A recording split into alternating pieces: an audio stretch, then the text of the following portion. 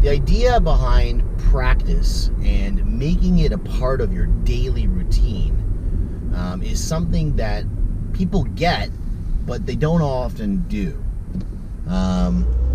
So I was just in a meeting with a leader of people that I coach, and we were talking about how sometimes the employee doesn't always give their best attention to what you were hoping they would, just simply because they have so much on their plate, and the workplace can become a chaotic environment sometimes, and sometimes you just feel like you're just overwhelmed a bit. And when people are overwhelmed, when they're stressed, when stuff is happening faster than you can kind of consciously handle in the moment, your brain automatically defaults to habit and autopilot, as I call it, right?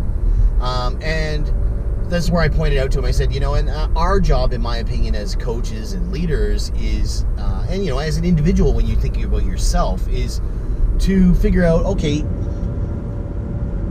how do I practice the right habits and routines consistently and daily so that they become my default position?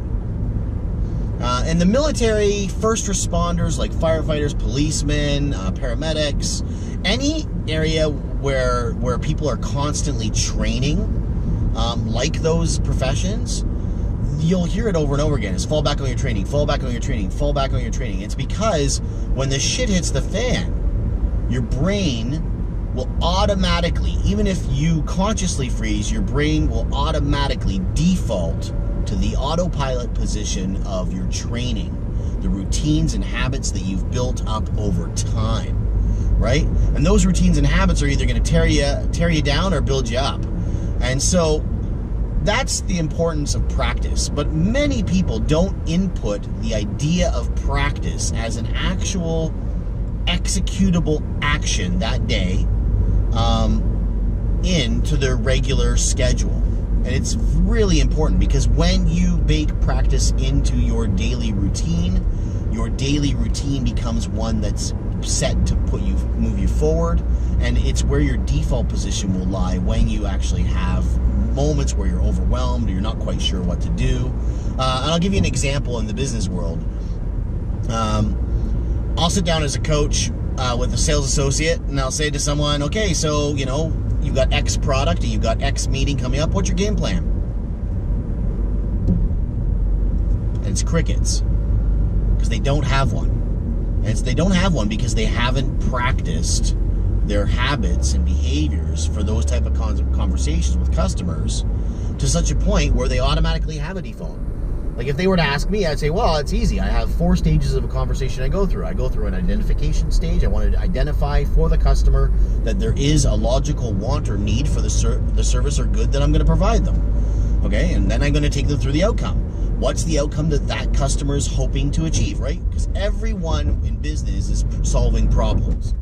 If you're selling a good or service, it's because you're selling something that will solve a problem. You're selling a pair of shoes, it's because you have a problem. You need shoes for your feet so you don't feel uncomfortable while you're walking around, or so you look professional in your workplace. So there's a problem that you're solving. That solves the problem. The outcome that the customer's hoping for is important. Then I say, okay, so then once I've established with the customer what their want or need is, and what the outcome they're hoping for is, then I just have to make a bold recommendation. So that's easy, because I'm just basically regurgitating what the customer themselves has decided. And then I have to demonstrate the last piece, which is affordability. See how easy that was? Identification, outcome, bold recommendation, affordability. But that's my default position, because I've trained it over and over and over again, and I've coached it over and over and over again, and I've myself put it into practice when I was selling stuff over and over and over again. Was what made me good. So as a leader, as an individual or a coach, right, it's important to understand that you need to bake practice into the equation. It is going to come through for you. The return on your investment, you're investing time and energy into trying something and trying it consistently enough to create the habit.